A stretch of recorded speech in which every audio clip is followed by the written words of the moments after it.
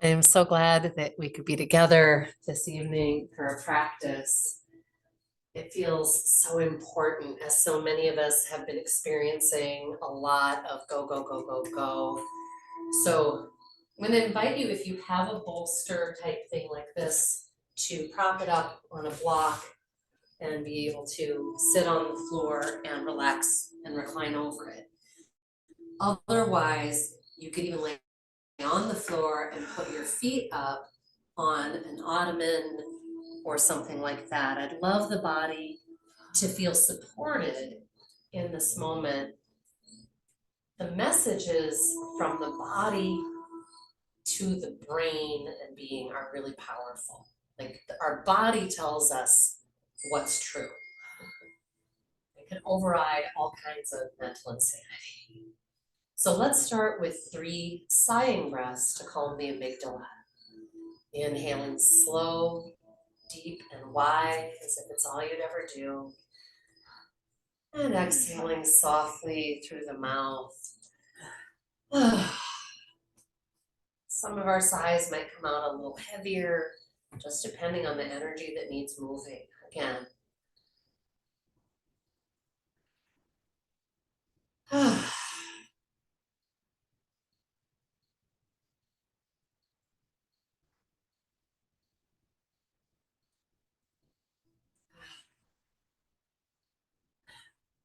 Throughout our practice, you're welcome to return to sighs whenever it feels appropriate. For now, we're going to tune in, turning our gaze up and in towards that third eye. Lightly connecting the tip of the tongue at the roof of the mouth.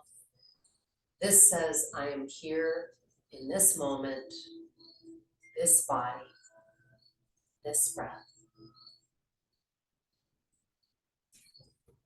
An invitation to add a soft ujjayi. So contracting your throat just a little bit so that as the breath passes through, it makes kind of a whooshing sound like wind in the trees, like ocean waves. And I personally love to use ujjayi as kind of a cleansing breeze for the brain, the surface of my mind. So you might even imagine with me that you have a lake right here in like the middle of your head.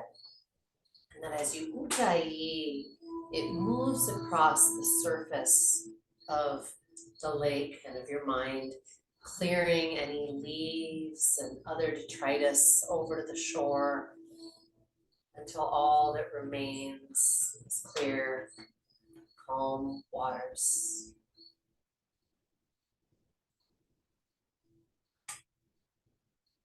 You might smile softly to yourself, affirming wholeness, affirming goodness, affirming peace, shanti. You might begin to roll the head a little side to side to explore to what extent have your thoughts and your movements through the world this week taken up residence in your neck or your upper back. Tune into subtlety best you can. Get to know it. Is it at the base of the skull, at the occipital ridge, what I call the I've gotta muscles? Is it down in between the shoulder blades? Is it different side to side? Would it feel good to move the jaw side to side? Or even open it on an exhale, lion stretch, deep stretch.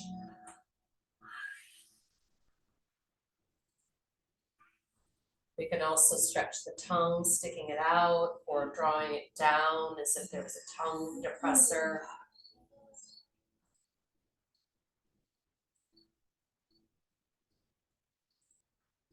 We're going to do a movement in the other direction. So instead of side to side with the head, you're going to now reach the chin up and back, lengthening through the neck, shortening through the back of the neck. I should have said lengthening through the throat. And then exhaling, bringing the chin towards the throat. Emptying, and we'll do that a couple of times. Inhaling, reaching back, asking, is there more? Exhaling, drawing down and in.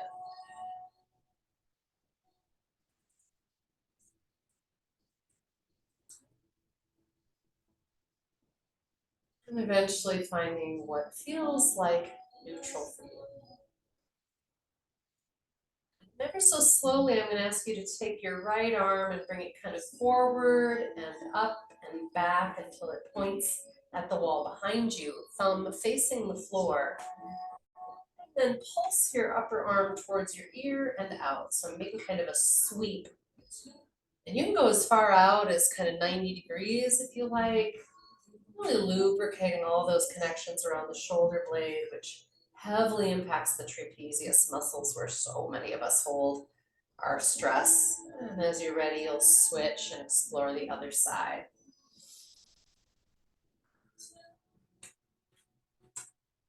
Throughout our practice, I invite you in deep listening to your body and very much honoring whatever kind of inspirations you get. If your body says, do this, probably a good idea to do that.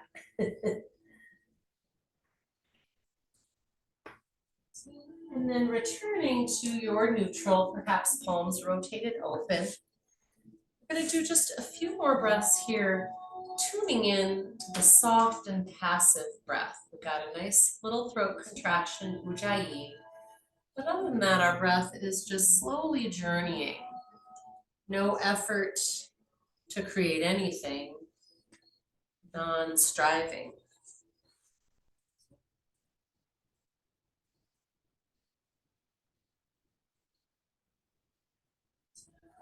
Honing our curiosity to tune in more deeply to the body and breath. What is the texture of your breath? And where do you feel fabric moving against your skin?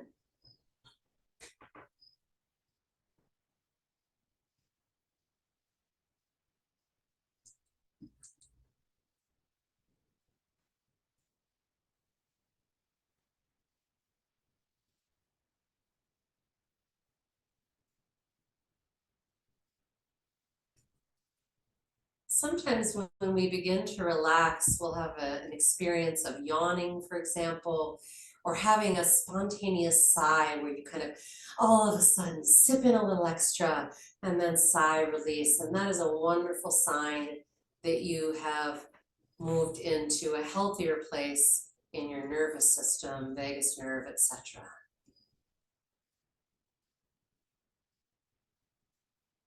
And you float in that moment of pause that exists between the active parts of the breath.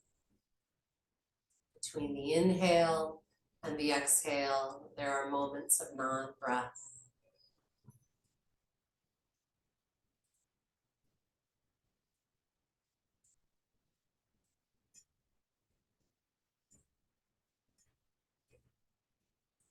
Notice if the mind wanders and return it back to curiosity and breath and body attention. We might do this 1,000 times in our practice.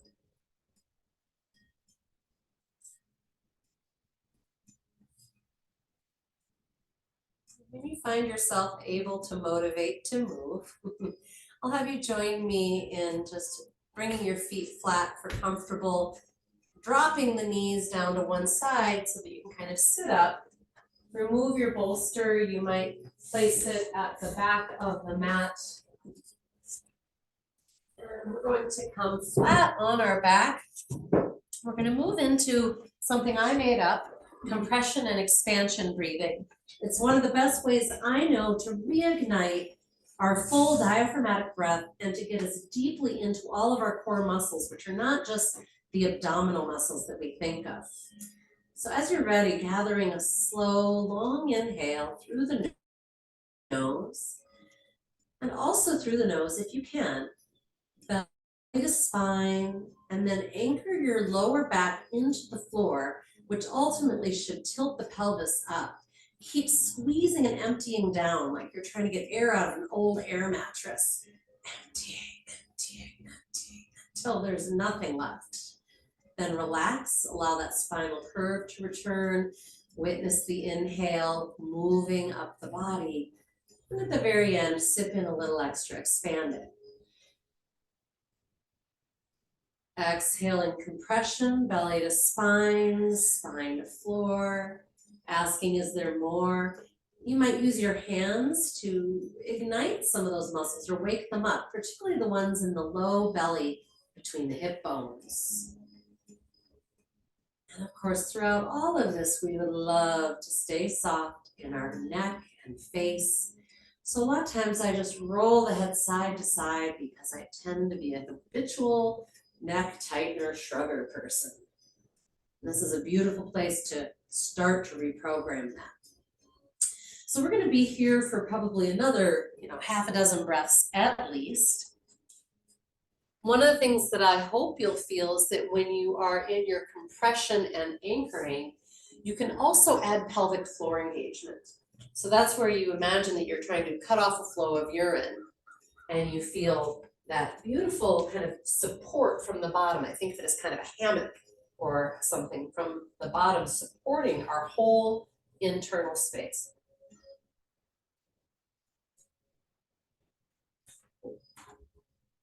Yeah, so when you're doing all this core tightening, what happens to your tongue? Does it sandwich against the roof of the mouth? And if so, can you let it relax and just work with the power in the center body? In this way, we learn how to become powerful without being strivers. My personal trick that I was using this week is move fast, breathe slow. With Ujjayi. That was my trick. Looking good. And I'm going to offer an add-on. The next time you're exhaling compression breath, also add rock pose. Hands into fists, arms into your side body, squeezing butt cheeks, thighs, flexing your feet. You can even scrunch up your face, which might feel amazing because we hold so much tension in our face and scalp. On the inhale, if you want to sweep arms overhead, you can. You can always just sort of shove anything out of your way if it's in your way. Exhaling again, compression, rock pose. Maybe you want to add a sit-up. If it feels natural, you raise the upper back off the floor as if you want to look at those fantastic feet that have been helping you hurry around. Again, inhaling and sweeping. You can always roll wrists and ankles, any little organic inspirations. And always, of course, returning, exhale into compression and moving from there. Now, tonight's practice is mostly about moving from core and breath.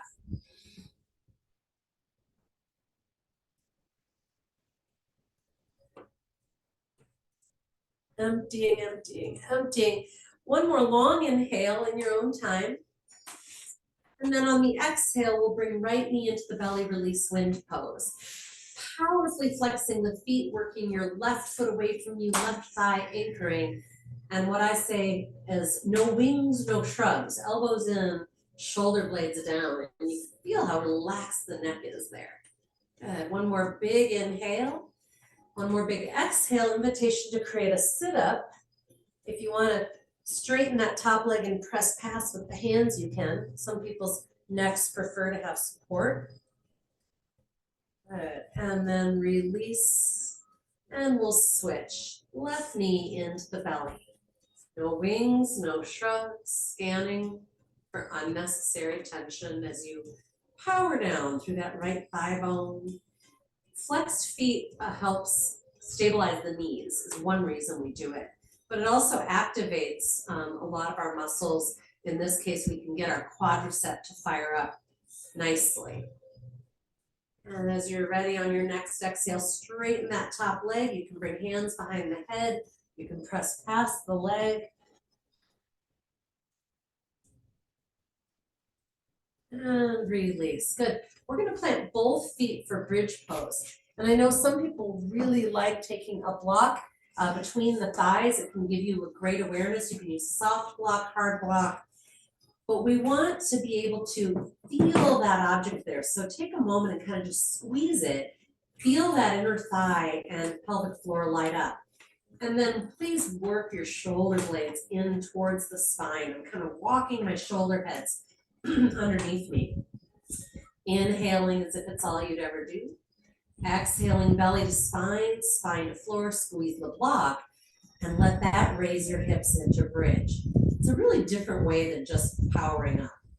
As you inhale, descend as slowly as you can, allowing the neck to remain inactive. This is all about the butt and thighs. You might choose to relax completely at the bottom, and then on your next exhale, again, belly to spine, spine to floor, bridge pose. So in this, if you ever feel neck pull, you can lift your chin or tilt your chin up and back a little bit.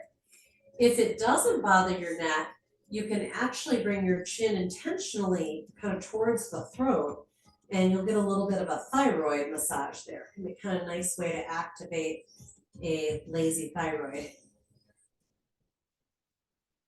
So if you feel any low back pressure when we're doing this, I'd love you to think about, again, just making sure you're using belly to spine, spine to floor, but that should kind of tilt the tailbone up a little bit, kind of tucking the tailbone versus being in an arch.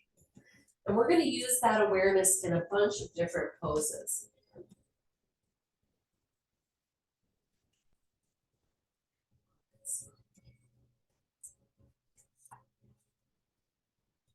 Looking good, you guys. All right, so the next time you're going to be going up, take that block out. And Hannah, you might want to walk your feet in a little bit. We're going to be adding our foot hover.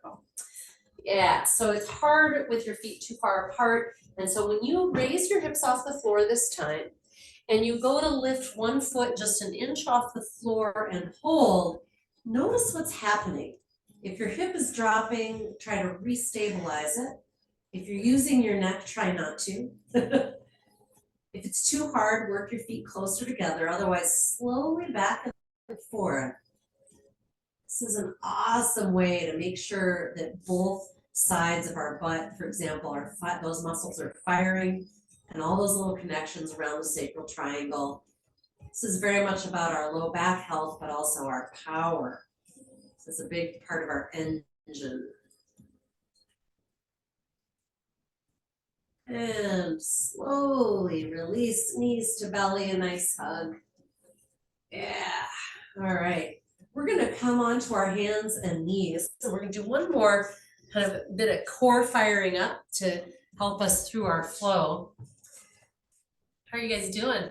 Good. Good. You guys feel so focused. I'm like feeling this anchoring in. It's awesome. All right, intelligent hands. Inhaling, cow pose, draw the tailbone back, heart forward.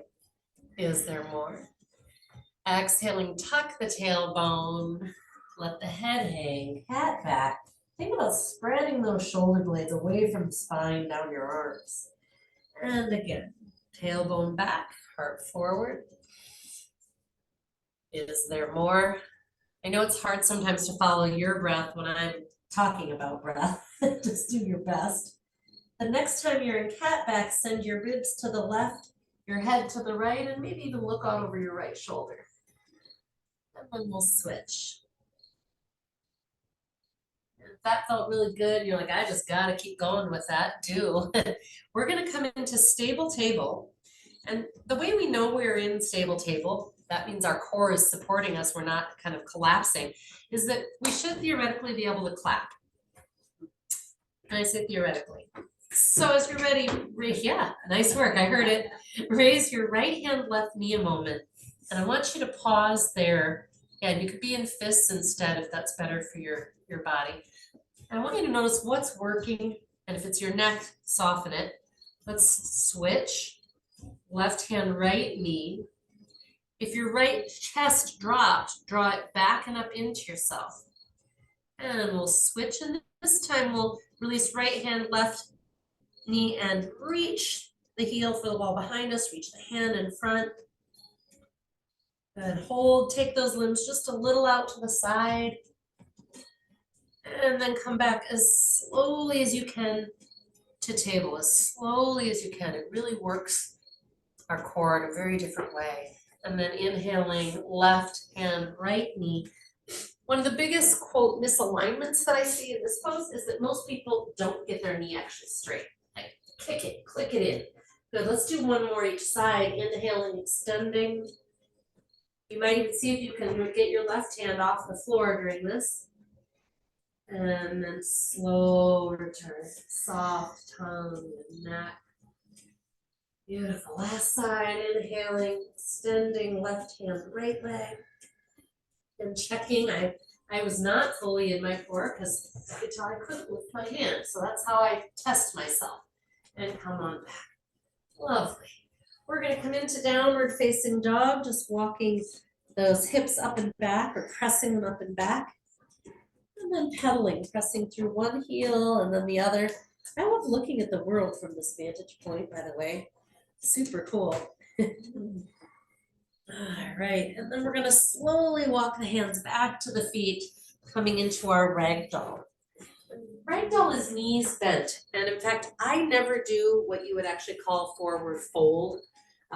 There's no intention in my practice to straighten my legs when I'm in this fold, because most of us frankly get a better stretch for the hamstrings in this position, and it won't be hard on your low back.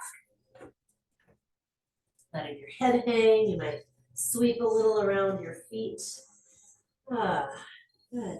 If your low back feels at all sensitive, I'm going to ask you to put your hands on your thighs to do this next part. But everybody, big inhale. Exhale, belly to spine like you're coming into a cat back. And then just drop your hips into chair pose. Then inhale, root and rise. Big glute squeeze. Exhaling, prayer hands. Nice work, folks. All right, we're gonna do a fun little flow, and let's actually come to the front of the mat. We're gonna work our legs a bit. So one of the major pieces of balance is our ability to root through the inner line of the foot. So we're just gonna wake those up a moment, anchor that big toe and the ball of the big toe, and then see if you can raise the other 8 toes, assuming you have 10 total, without angling the ankles or the knees in. So make sure you're nice and flat through the feet. Check it out, see if you can raise those toes. Good, let's anchor the other 8 and raise the 2 biggies. Notice if it's hard to communicate with them and if you're using your hands to try and Not happening. tell them what to do. So what's important is not that you can do this with your toes, but that we're paying attention to our feet and specifically that you can anchor in with the inner line. All right, we're gonna take our right knee up and I'm creating what I call yoga toes, flaring those toes open and away. As you're ready, we're gonna slowly be stepping back. Take all the time you can, use that core body we've been waking up. Good. Steer left hip bone back, right hip bone forward. And actually, you know what, everyone take your hands on your hips a moment. And I want you to intentionally go out of alignment. Take your right hip bone back a little bit and see how unstable you feel, how unplugged in. Then take that right hip bone forward, left hip bone back, and you should feel it kind of clicked in like you can pinch a piece of paper between your inner thigh. That's what we're looking for. And let's just add our goalposts. We'll dip that knee a little bit. Let's hold for 3 breaths, talking to that front foot. And when we lose our balance, it's usually that front foot. Right. As you come back on an exhale, belly to spine, very thoughtful, beautiful. Hands on hips, send that left foot back. Take a moment to play with steering and feeling until you find that sense of really clicked in. And we'll add our goalposts, a little dip of the knee. So when we're in lunging, you never have to have that back leg straight. And so if you're ever feeling like an over pull kind of in hip flexors, bending the back knee is a nice solution. All right, take a nice long inhale. Exhale, belly to spine. Returning. You got it. Now we're going to raise that right knee, left arm forward, and I'm kind of counter reaching back through my right arm. We're going to do a little movement and we're going to stay on this side. So as you're ready, you're going to inhale and step back and switch your arms. And on your exhale, you're going to return. We're gonna do that a number of times on this side, feeling that core and breath are moving us through space. You might even smile a little because it feels great to wake these parts of our body up and also feel how responsive they are. I'm hoping if you're wobbling, you're getting to then talk to that inner thigh, talk to that inner foot. One more. Inhale, root and rise, maybe push the ceiling up. Exhaling, fold, ragdoll. You can always use a block under your hands. Sometimes that really feels nice. Big breath here, using your compression.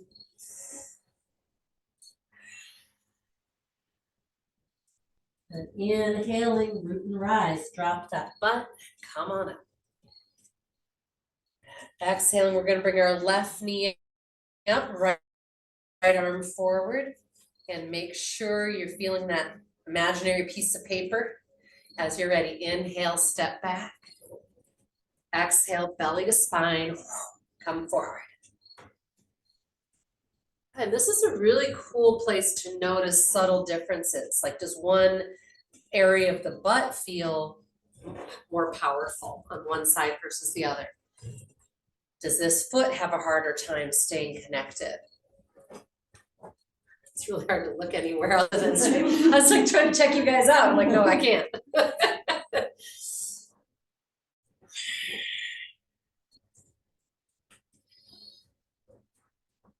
Last one. Beautiful, release. Let's inhale, root and rise. Exhale, we're gonna go sideways on our mat. Let's go that way, it's a nicer view. What's that? I'll say. And make sure you've got a nice anchoring through your footbed. So a lot of us, when we go side to side, we move our body and then our feet flop along. I'm gonna ask you instead, get that foot anchored like a tree frog, sticky inner and outer foot, and then you're pushing off, sending the body side to side. If having your feet parallel feels a little kind of torquey in the ankles or knees, yeah, adjust them outward a little bit, especially if you've taken a wide stance. Now, if you can go wider in your stance, go for it. If your knee is trying to press past your foot, it often doesn't feel as good and you won't get as much of a stretch. It's pretty clicks on the inside of my knee, which I don't remember ever happening. Oh, interesting. Might be that they're overly tight right now, those connections. Through Chicago. Yeah. Maybe the pavement or something. Yeah, it's one of the things that's so interesting about yoga is we often do discover things about our body that we don't when we're in our just normal path of motion. So going to one side and holding. Now again, if the floor feels kind of far away, grab one of your blocks or cushions or bolsters or whatever. And then join me with breath and core, so kind of compression expansion. So I'm gonna inhale and extend my spine. I'm gonna exhale and fold, belly to spine. See if I can draw my torso deeper, like I wanna go through my thighs. Inhaling, extending. Give it room, make this organic. You don't have to hold or press and then stay there. As you're ready, other side. Again, cool chance to look underneath you. It's a whole other world out there, under there. Oh. Last one. Good, and then I'm just gonna have us rotate to move back to downward dog, but I'm gonna ask you to pay attention to the core here. So you're coming into your low lunge, your right foot or whatever, front foot is at the front of the mat. I want you to inhale, exhale, lift your belly into your spine, and then try to lift the foot rather than drag it. What I call reduce the swoosh. Right. Feeling the power in that center body, drawing the hips up and back. And if you want to do this in table instead, that would be less intensive probably. But we're going to test how much we're in our core by raising our right leg straight up and back. And ideally, nothing should change. No elbow bend, no collapse. Let's slowly switch. What's that like? Breathe. And then slowly coming to knees and reaching forward through the heart and crown. So we've just got a nice little knee down plank, and we're gonna exhale and lower ourselves all the way to our bellies. All right, roll those wrists out. Then we're gonna bring our arms out to a T. Palms are down. And very important here, I need to anchor the pubic bone down. Inhaling, extend the hands off the floor towards the walls. Anchor the shoulder blades down the back. And we're gonna hang out here and breathe for a bit. So the arms are off the floor, but the body is still on the floor. And my hope is that you're feeling a lot of kind of heat across the upper back. And maybe not a lot, but some subtle anyway. Yeah? Oh, good. Keep working that. And as you breathe, let your body pulse. And keep it organic. And at some point, if you'd like, extend off the floor with your spine in flight. There's no particular way this should look. There's no particular height you should be. It's what feels good. Keeping your neck long, looking at the floor. Yeah. Nice.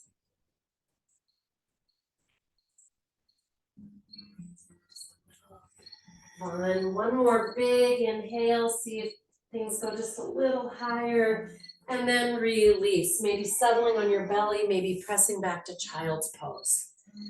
Child's pose does not always agree with people's knees, and you could always do ragdoll instead. Like I said, just hanging out on your front body. Maybe a few sighing breaths to remind your system, this is my yoga. There's nothing I need to accomplish here. Yeah.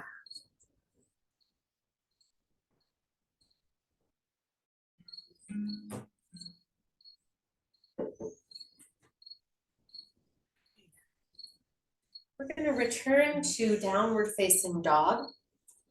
And remember, if I'm ever giving you stuff that's just too much for one body part or another, go back and do something else we did that you liked, you know? You could do cow-cat for 1,000 years and it wouldn't be bad. All right, as you're ready, downward facing dog, core support. See if you can reduce the pressure in your hands by drawing your belly into your back a little bit more and sending those hips up and back a little more. Your knees can be bent a lot, a little, forever, whatever you'd like. All right, we're gonna do a little lunging. So I'm gonna take my right leg and I'm gonna send it flying. You can skip that part if you don't wanna take it high. On the exhale, I'm gonna around and bring my knee into my belly and then try and get it forward.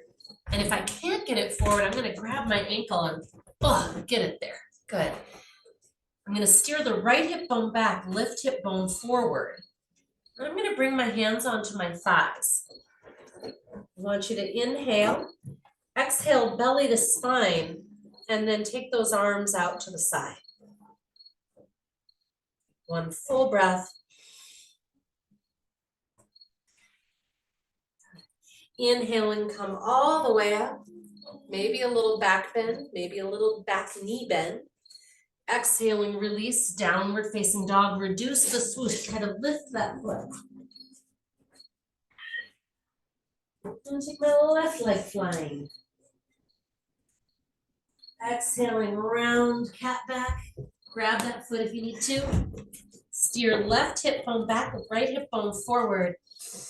Exhaling, the belly to spine, hands on thighs. And then as you're ready, extending that beautiful wingspan that you already developed earlier.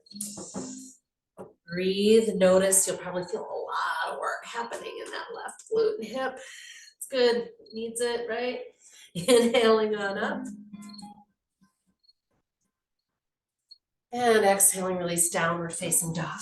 So notice what your body would love right here. Holding, resting, maybe child's pose or flowing, perhaps dog series with me, or you could do cow-cat again.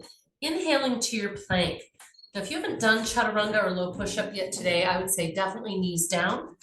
And as you bend your elbows, belly is drawing into the spine. There is no sway, no dropping of the body. You're just bending the elbows. Inhaling, anchoring the pelvis into our cobra. Or if you want to straighten the arms up onto the feet, upward dog. Exhaling, downward facing dog, and let's find a sighing breath. Lovely. Slowly walking those hands back to the feet. Ragdoll.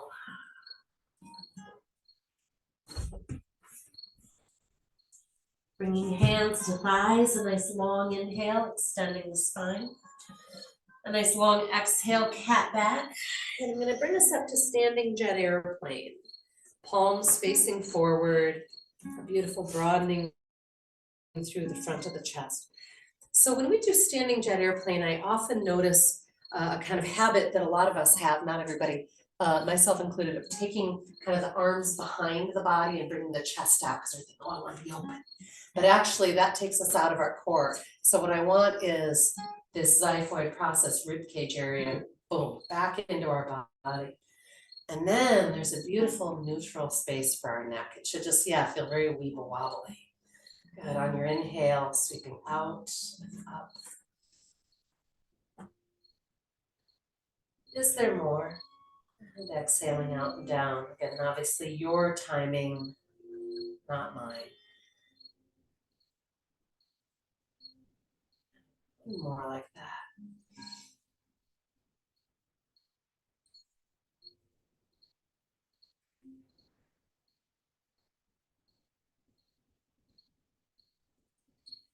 We're going to bring our right arm across the front. We'll thread the needle, holding at the elbow. If you go higher, it's not as good of a stretch usually. Yeah, send a big breath into your upper back. It's like you're trying to open up wings. And then you can just toss it up and back. Maybe circle it. Our shoulders are the most flexible or versatile, I should say, joint in the body, but we just don't use it to its fullest most of the time, so it can become really stiff and cranky. A little add-on that can feel nice I forgot to mention is just sort of dropping your hand down to one side. Tossing it up and away. And we're gonna do a little more nerve flossing today. I just sort of decided, I hadn't planned on it, but we've got a couple of new folks here who hadn't gotten exposed to it, and I've been really enjoying hearing people say like how useful it's been for them. So we're gonna do a little bit. First, hands in prayer, shoulders slide down. So we wanna be nicely neutral as we take our hands side to side. And we're not rotating the body. There's no goal to get farther, yeah. So it's just hands side to side. You guys feeling some of that, like in the elbow and forearms, and yeah. I started doing these because I was having some hand numbness at night, but it also has taken care of my tennis elbow, which is fantastic. You ideally would do sort of 10 to 12 full sets right and left. We're not gonna do as many. We're gonna go to the second one, which we pretend we are a waiter waiting tables. We've got a tray of drinks. So I've got my hand flexed nicely at a nice 90. And then I'm going to dump my tray of drinks out and down. And I'm gonna make sure that elbow gets straight. You got it. And that the hand is still flexed. Good. And miraculously, you bring your tray off, drinks are still there. You don't have to worry about the mess. And then out and down. And we're breathing. We're noticing subtlety.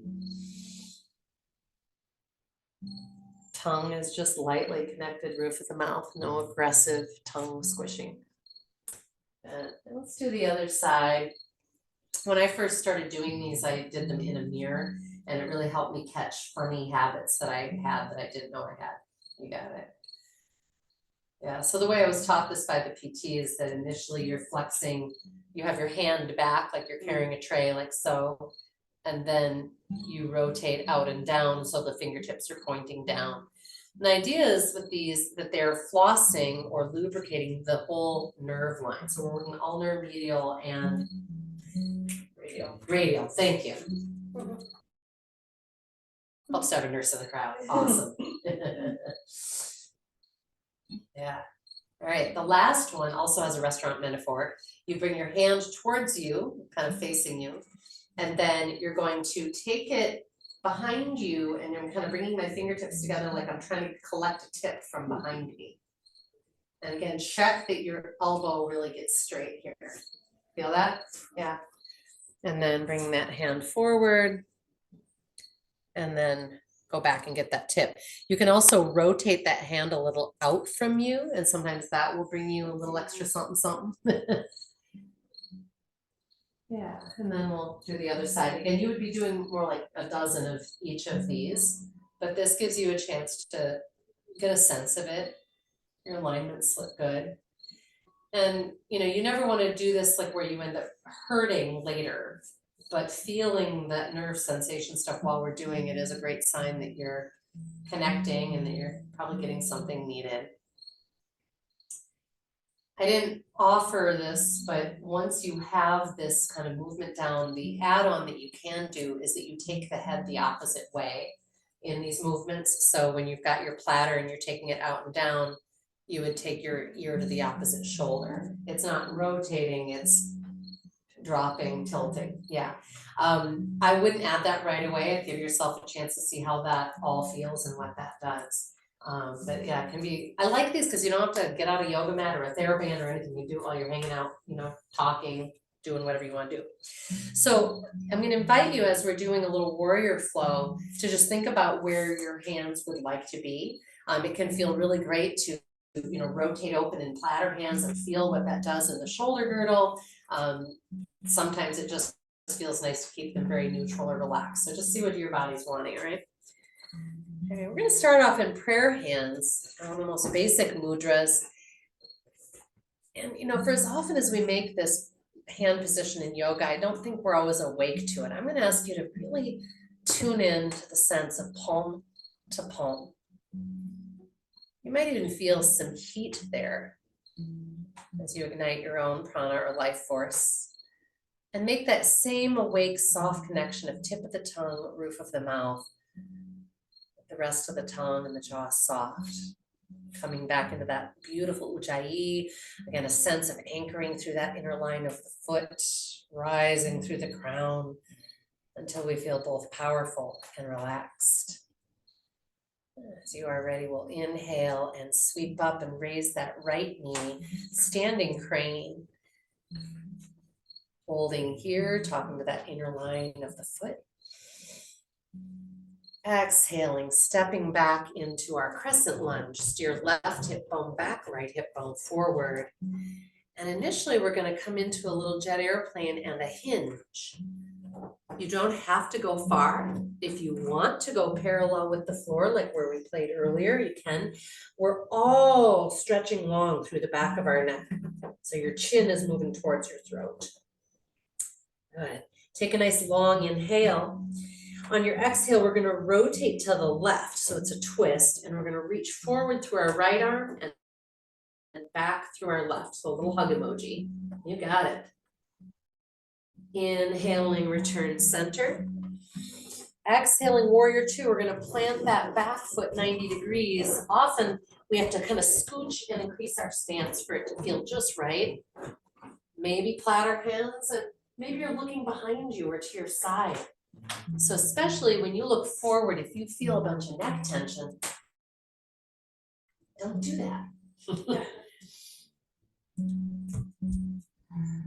One more deep breath. Think about externally rotating your thighs. So if your knee is kind of coming towards the center line, you can kind of squeeze your left butt cheek towards the right edge of the mat. Nice. On an inhale, straighten the legs and reach up, picking ripe apples. There are plenty, by the way. Please help yourself before you go home. Exhaling, lateral stretch, elbow to thigh. And I want us to start with the right hand on the hip a moment. Anchor both shoulders down the back. Get your right shoulder back over your left. So that you really feel flat, like you could be between two panes of glass. And then reach your arm out beyond your head. Good, now check out what your back foot is doing. Has it given up connection with the floor? Imagine that I'm trying to slide something under the blade of your back foot or your outer foot. Squish it. Yeah. And your option here, what would feel good in your body? We're going to spiral that top arm and kind of like we're sweeping a circle. I'm going to take it forward and down and back. And when you come out, your choice is to just rotate your left foot so it's parallel with the right and go into your straddle, or to rotate on your back foot into your hands plant downward facing dog. Okay, so straddle, or downward facing dog. Breathe, notice, maybe you're still hanging in straddle, you wanna go side to side. Maybe you're in dog and you wanna join in another dog series. Inhaling plank, knees or feet. Now, one way to check that you're really in your core is you might be able to hop. Of course, not if it hurts your feet, but you know what I mean. Exhaling, chaturanga, slow, low, push up.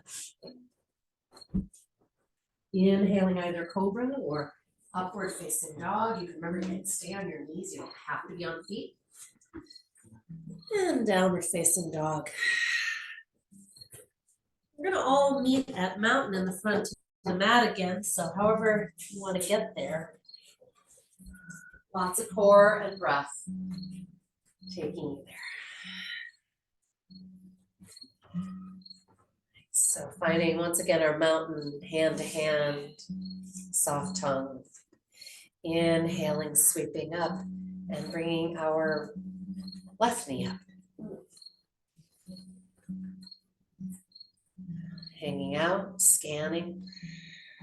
Shoulders sliding down. I tell you, I have to tell myself that every time. Slowly extending back into crescent lunge, right hip bone back, left hip bone forward, and hinging into our jet airplane. Shoulders peel down the back and our cranium peels forward.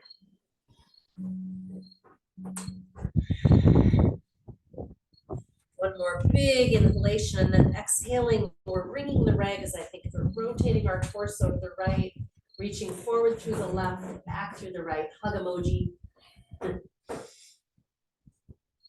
And inhaling, returning center. Keep working that inner thigh squeeze and then exhaling, you open warrior two.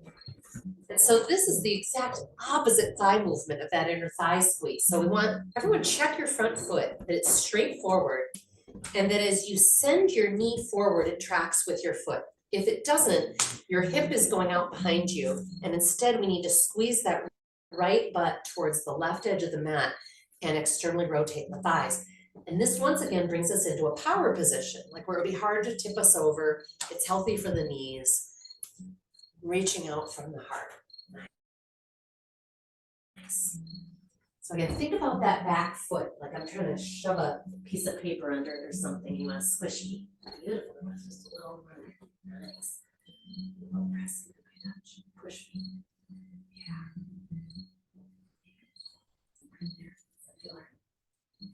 Maybe. We got issues. Okay. Yeah, we want to take care of our knees. So as you're ready, inhaling exalted warrior, reach up and back. Slowly forward to lateral stretch. Again, I'm still moving between those two panes of glass. Shoulders peeling down, crown peeling forward, reaching forward through that right arm. And I forgot to mention on the other side, the lower rib cage rising into the upper so that you really don't need your elbow, right? You are floating and suspended. And then your choice is you circle that arm. Are you gonna rotate into straddle or downward facing dog? You don't have to do what you did the last time. Core support, reduce the swoosh. And your choice, holding, resting, flowing. What would feel right to you today?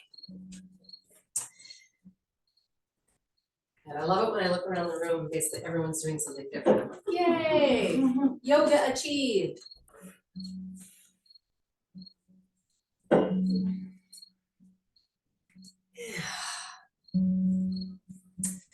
We're gonna meet standing up again. So however you wanna get there. And you can face any direction you want. We're gonna be doing a little bit of goddess squat with some breath and some other movements, but we're gonna do a bunch of bellows breath, kind of, it's very similar to Kapalabhati, which is the skull polishing breath, but it's more regular. So it's like a bellows kind of thing. If you're stuffy, you might not want to do this fully through the nose. You could try it. You could always kind of just do your lips like a little straw kind of instead. But the main thing that we're really interested in is this guy. So on the exhale, it draws in. Inhale, it goes up. Like so. And I offer that because a lot of people, especially if we've been under stress for a long time, have cultivated a breath that is actually the flight or fight response breath, even if they haven't been running from a bear. And this all just gets so tight that the belly isn't moving. And people are doing it from the chest area, right? So in fact, before we even get into our pose, let's all do a little hands on belly, eyes closed, no one's looking at you, including me. Let's just check that out. Let's take a big inhale and then begin.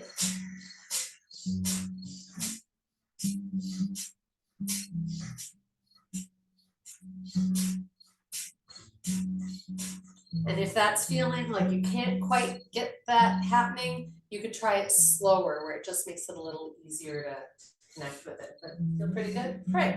So we're gonna come into a little bit of a goddess squat. Again, you could face this way, you could turn sideways on your mat, whatever you want. You can have your eyes closed or open in what we call a drishti gaze. So you're kind of choosing a single point of focus. And goddess stance, by the way, your feet are at a natural angle, whatever that is. So I usually jump and land. And that way I'm neither over rotated or under. And I want you to just let your tailbone kind of get heavy and sink. And the reason I say that is because a lot of people accidentally end up in kind of a big arch in the back with like the butt sticking out. So if you think about it kind of heavy and down, that's nice. Good. And we're gonna have our hands radiant in our goalposts, looking good. Neck is soft. And we're gonna produce this breath with no effort in the neck or the face. As you are ready, tip of the tongue with the mouth. Draw a long inhale and begin.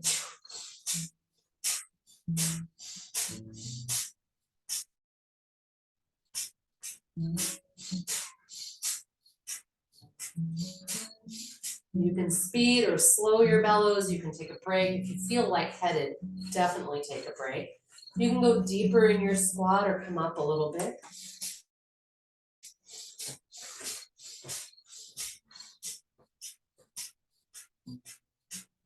Now let's do another round of 9 or so. And then sink to a place you can hold for 3 breaths with me.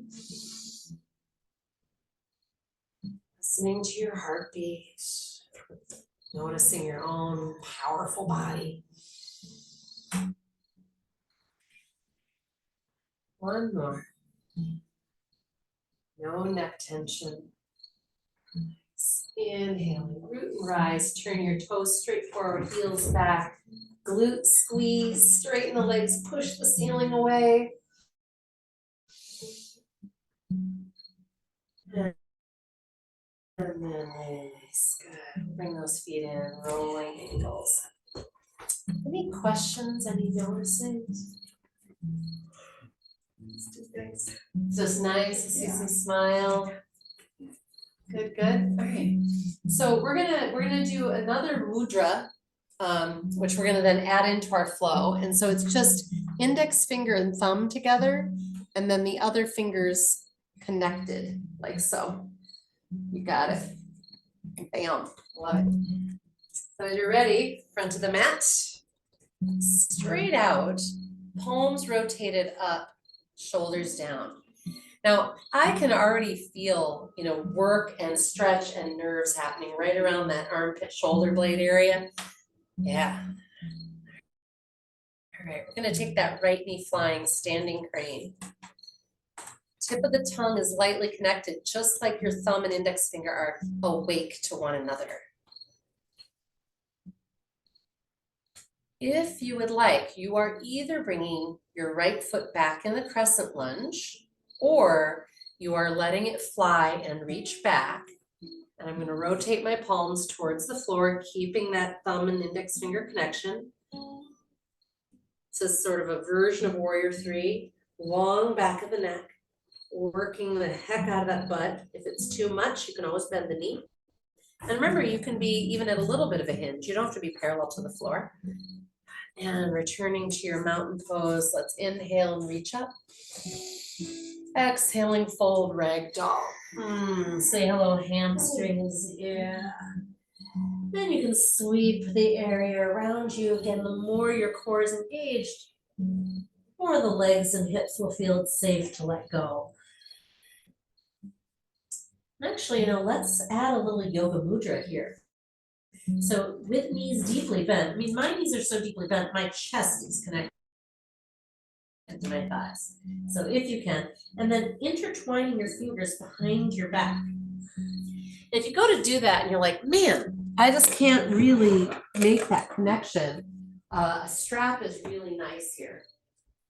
And sometimes or I use a sleeve of my sock or something like that. If you take a hold of the strap, sometimes that gives you just enough extra space that you can press your fists off the butt and away from you and get the arms straight. Yeah.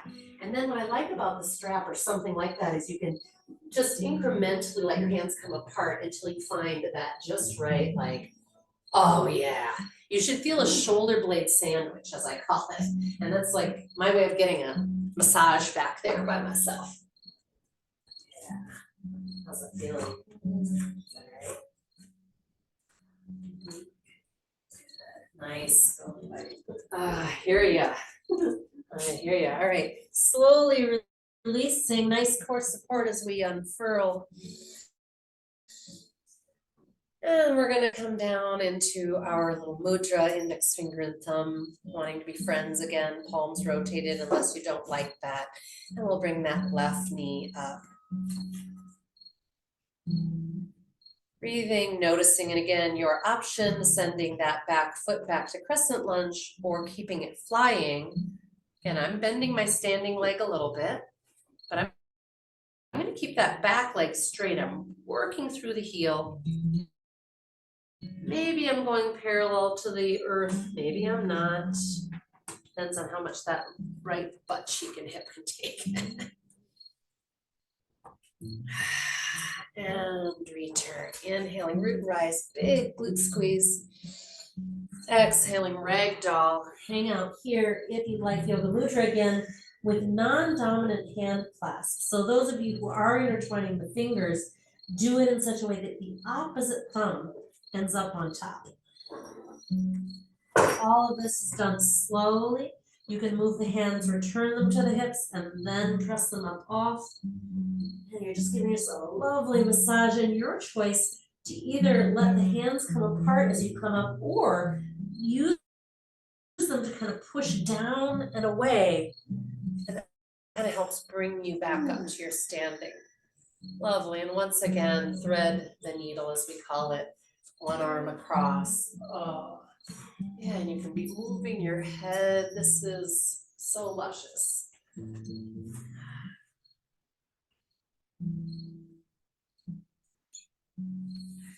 going to do one more balancing pose, which is also very powerful.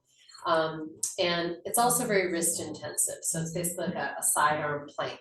So alternatively, if you would like to skip that but want to still work some of your side body, you could do essentially triangle pose. So it's like warrior two, but you've got your legs straight and you're kind of just hanging out here, and that will definitely work that side body. Forearm triangle. Or you could do a forearm side plank. Yeah, you could do side plank on your forearm. That's a great idea. Yeah. The key with all of these will be absolutely no shrug. As soon as our shoulders come up a quarter of an inch, we're no longer in our lat muscles, we're in our traps. And the lat muscles are one of the only things that connects our shoulders to our spine and hips, basically. So we want them present. So there are a couple different ways to get into sidearm plank, and people just find one or the other easier. So I kind of want to throw it out there that you can either be in plank and then come onto the side of one foot and stack the other foot and open up into your sidearm plank. Alternatively, sometimes people like coming into gate pose, where we've got one knee on the floor and you're stepping back like that. So it's kind of like just what makes sense in your world, but we end up on the outside of the lower foot with feet stacked. If this is all too much, you could also have one foot in front of you, kind of supporting. So if you're kind of like, hey, I kind of like the idea of this, then you have one foot flat and you're extending back through the other one. Because we really want that butt forward in space. And yes, the alternative It's hard. is starting on your side body, on your forearm, like I've got one person doing, making sure your shoulder's anchored and then bringing the hips off the floor. But Ed is actually harder. My elbow, I think it's harder. To be clear, that's I can actually. do it the other way. Right? But I'm not even. I actually think it's harder. I think it is too. Oh, Boy. funny. See, we need to travel such fun worlds with each other. Go ahead and try the other side when you're ready. But this is such an opportunity to talk to this side body. Again, this week I've really been focusing a lot on the ways that our core strength is not these just good old sit-up muscles. It's our pelvic floor, it's our inner thighs. Our side muscles. It's our side muscles, yeah.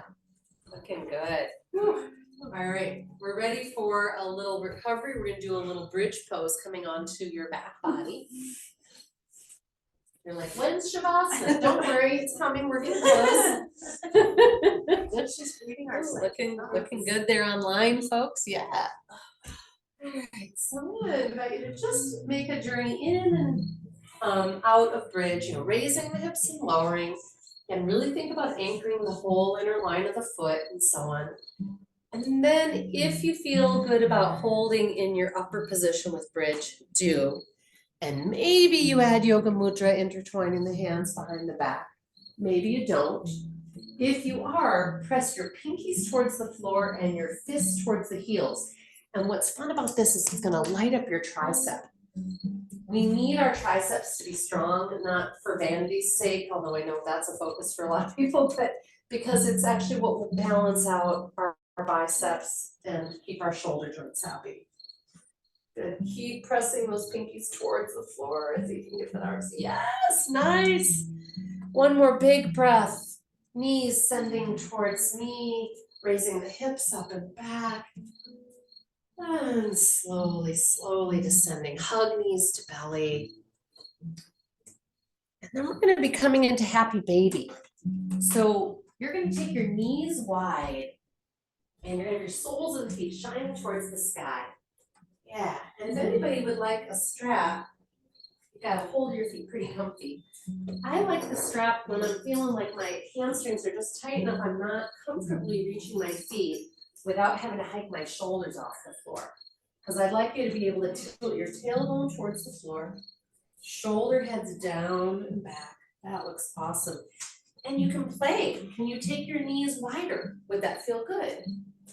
Can you breathe more deeply into this space, and where do you feel the massage? I always say yoga's hopefully a great massage you give yourself. Let me hear some ujjayi if you got it in you. Bring those knees a little closer to the earth. And then bringing those feet together in butterfly. If you're using a strap, you can just kind of keep them around the feet, but bring the ends of the strap together by your belly, and you can kind of pull on them, which can feel nice. Option to do a little windshield wiper, as I call it. Make sure you're getting belly to spine. You can raise your head like you're doing a little sit-up, and then bring one foot towards your face and then the other. Yeah, this is a nice little lead up to our hip stretch, pigeon. If you like doing classic pigeon, you're welcome to. We're gonna do reclined pigeon as a group, planting the feet on the floor. Take the right ankle onto the left thigh, heel flexed, and just wag that right knee a moment. And then raising the left leg off the floor if you can. Hug the right knee as tightly to your chest as you can. And then send it a little towards the center line. Hello. This should feel really good after all of the butt work you guys just did. Breathe, receive. Yeah, it feels really good.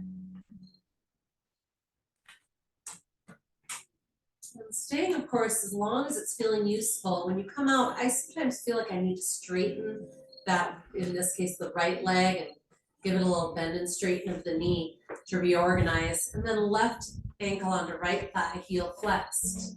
Raise the right leg, hug the left knee, and then send it towards the center line.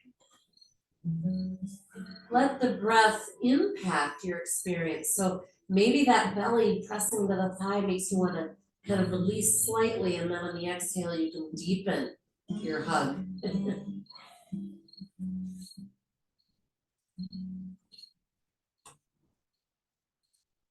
Nice, giving some nice sighs and ujjayi, I love it.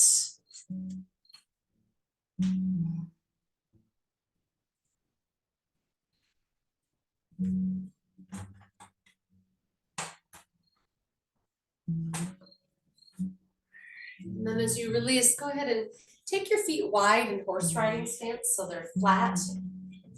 Yeah, but wide out at the edges of the mat. And this is just to feel good. There's no goal to get to a height. Go ahead and raise those hips up off the floor.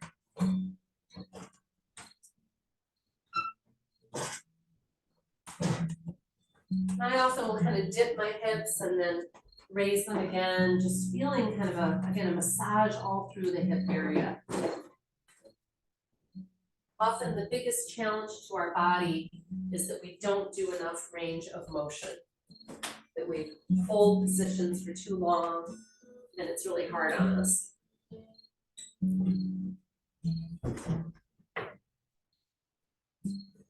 And then slowly on down, we'll come into relaxed butterfly. Walk the soles of the feet towards each other until they're touching, and you can let the knees settle out and down.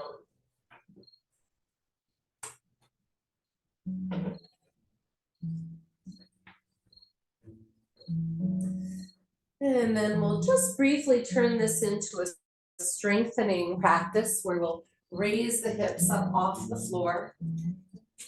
And I find that just an inch or two is plenty for me to feel that ignition in that deep inner thigh and low butt area without taking on neck tension. If you feel any low back discomfort, again, think about tucking the tailbone. We'll be here for about a minute. If that's too much, feel free to come out and come back in.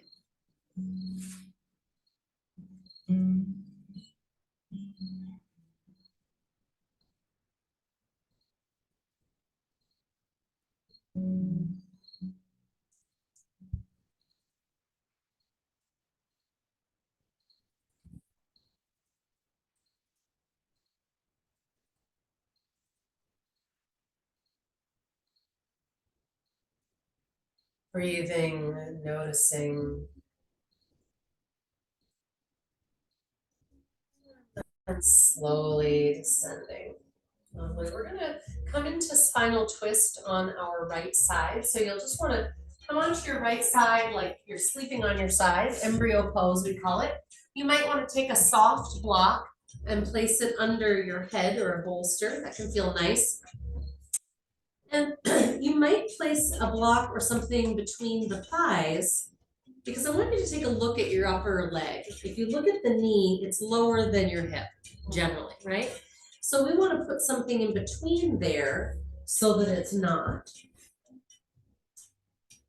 Yeah, and you can, these ones that kind of are two parts can be a nice dimension. So just see what works for you. And we're doing that because then we've got a beautiful neutral for those IT bands and so on. We want our knees straight forward at the hips, heels are flexed. I'm gonna have my arms out in front of me with my hands like they're clapping. On your inhale, reach your top hand away from you and then sweep it up and back. Maybe you're following with your head and vision. On your exhale, sweeping up and back again to your hand. We'll do that a couple times. Inhaling, reaching forward and up and back. Asking, is there more? Keep those heels flat, thighs anchored. Exhaling, return. Inhaling, reaching forward, up and back, and holding. Begin exploring, reaching that back arm behind you, and then returning. So it's sort of making a little sweep along the floor. You don't need to be touching the floor. In fact, you'll be getting a better stretch if you're not.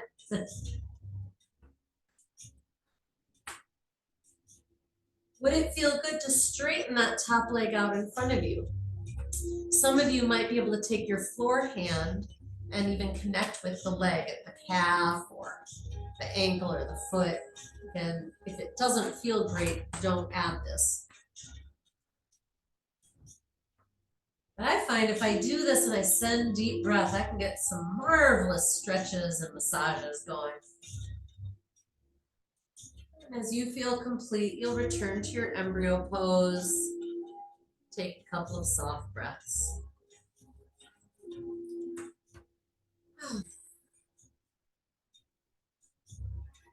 And we're gonna come into our pose on the other side. So I'm just gonna scooch with my block between my thighs and rest on my left side of my body. Again, checking that my knees are straight forward of my hips. Opening and closing. If you can think about, again, that just deep reach. When you're inhaling, you're reaching your hand forward. So you're actually sliding your shoulders as well. Just adds another dimension to our fluidity. Letting breath initiate motion.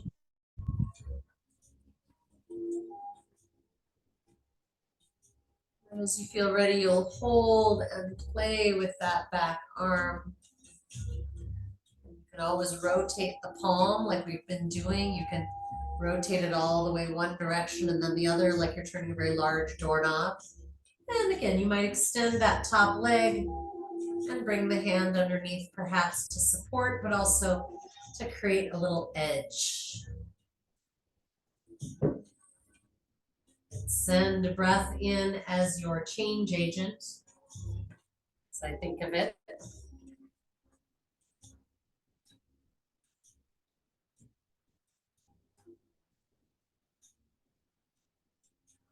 When that feels complete, again, you'll return to your embryo pose one more time.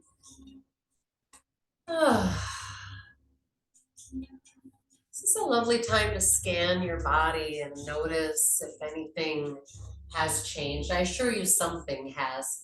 I love that. I feel like it's the yogic guarantee. We will not be exactly the same as we were when we started, but getting familiar with what is happening is a whole other thing. So tuning in. And we're going to do one more shape. It's a restorative posture. You might want to have a shawl or something nearby. I have some here at the carriage house for anyone who would like one. Our last shape will be placing our block, and you can use one of the soft ones or one of the firmer ones under the sacral triangle. So when you're ready, you'll lay down like you're doing bridge pose, and then you'll raise your hips, you'll place your block under the sacral triangle. And I recommend you start with knees bent, so you'll lay down first and then raise the hips. You're just putting it right at kind of the top of the crack of the butt. You don't want it in the low vertebrae at all. And so as you settle your hips onto the block, I'm hoping you feel kind of a tractioning where it kind of lets your tailbone be drawn down the mat and your low back settling towards the mat, just getting a little stretch. Then if you'd like to explore draping yourself, extend your legs long and let your body just be a sort of wet noodle. Yeah. If it doesn't feel great, adjust it till it does. This is truly meant to be restorative, to help our body unwind some of these patterns that we take on as we are hurrying, worrying, doing. Even good and exciting stuff in our life can cause us to kind of contract and engage in ways that we need help releasing from.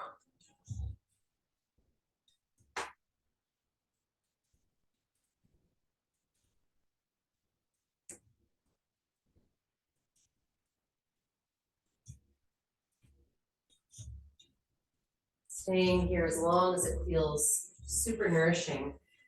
You might then remove the block, bring knees to belly, perhaps for a counter shape. And then please choose your shape for your resting. You might, again, want to return to the bolster propped up on the block, our very first shape, if that felt amazing.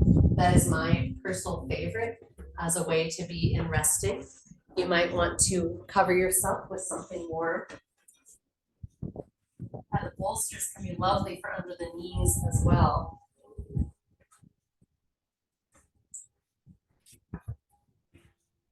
I'll be coming around to offer a shoulder press. If you would like me to skip you, please give me a wave. It's just a gentle and steady press.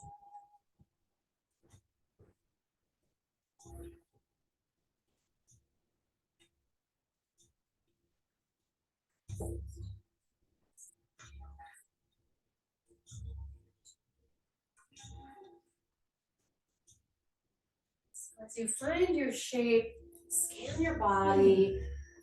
Notice if you're getting any body messages, like, oh, a little this, a little that, oh, one more thing. If you're getting those kinds of inputs from your body, it doesn't mean that it's picky. It actually just means that you're finally quiet enough internally to hear the subtle messages of what will create goodness and peace and ease in your systems. And that is to be celebrated, my friends. Come into a little breath awareness before we drop down into our yogic sleep. I'm gonna invite us to do 3 rounds of breath locks, external and internal kumbhaka. Very simply, gather a little inhale through the nose, and then exhaling through the nose, hold the breath out. Do not breathe, knowing that you can breathe whenever you want to. Asking, can I soften around this? When you do need to inhale, and then hold in, internal breath lock. Again, asking, can I soften around this?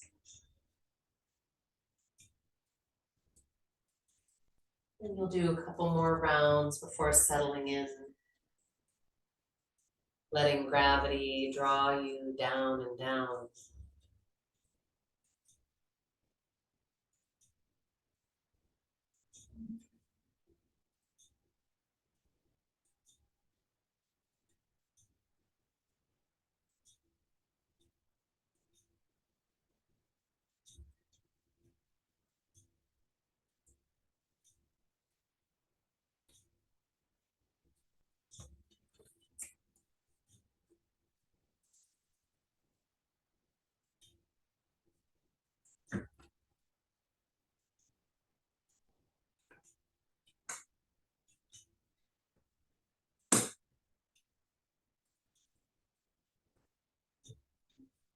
With each exhale, it's as if gravity just got more powerful. It's drawing your body down into a deep, restful state.